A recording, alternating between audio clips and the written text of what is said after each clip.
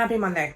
Thank you for joining us for this week's Unlocking the Magic of Leadership. Now, this is week 4 where we are diving into the myth all about leaders are born and not made. And this is a myth that I'm super passionate about because this concept is actually what got me passionate about leadership from a very early age, kindergarten, actually. Because looking around, I was seeing other kids that were able to get the kids to play with them. And I had to use things like force and intimidation. And yes, I was the bully on the playground. I'm the problem. It's me. And I really wanted to understand what made it work for them and why couldn't I do that? And so took this and continued it throughout my life and then my career and really wanted to break it down. What are those things that great leaders do? And is it innate? Is it something that is within them, or is it something that they can work for? And the great football coach, Vince Lombardi, says that leaders aren't born, they are made, and they are made by everything else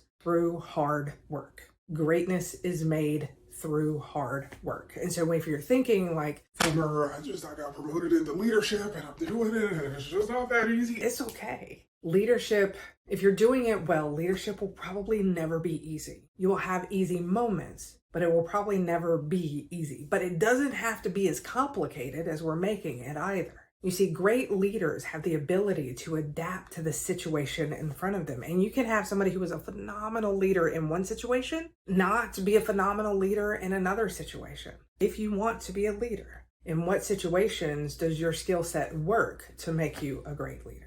I was a great leader in hospitality. I'm very fast-paced. I like solving problems. I'm able to get individuals to follow me to solve problems. Really love customer service, did all of these things. But before I started working at Disney, 6 months exactly before I started working at Disney, I actually postponed doing my Disney college program to do an internship with Citgo Petroleum as an internal auditor. I quickly realized that is not a skill set that I possess. If we miss something, because we did safety, so if we miss something, our plant could blow up. I was not okay with that level of responsibility. I didn't like walking into a room and everybody's like, oh God, the auditor's here. I didn't want that. And so in that situation, I would not have been a great leader. So this is where understanding, where do you do well at?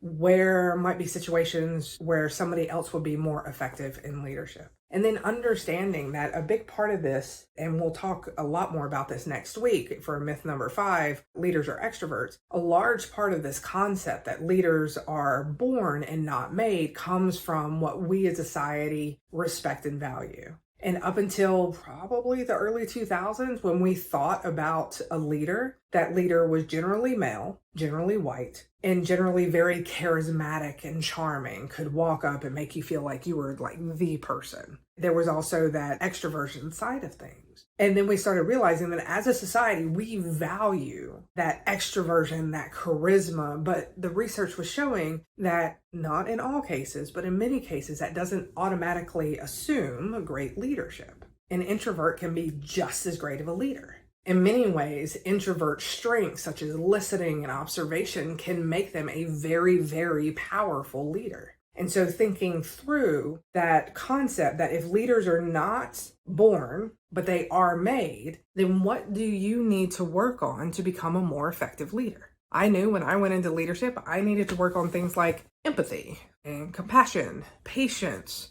All of those things was so hard. But then I surrounded myself with people that were phenomenal at it. And slowly they taught me how to, I will never be, I'm not somebody that people think she's so empathetic and compassionate. That will never be me. But I did get those, they were true weaknesses. I got those weaknesses up to the baseline and was able to use my strengths to leverage it to become a better leader. So when we're thinking through this, ask yourself, what are those areas that maybe you're not performing as well as you would like? What are those areas that maybe you can find somebody who performs it better and put them on your team to find that balance? Because we now know that myth number 4 is a bust. Leaders are made. They are not born. All right, Magic Makers, thank you so much for joining us for this week. And don't forget, as always, you got this. I will see you next week for myth number 5, that leaders have to be extroverts. Have a great week.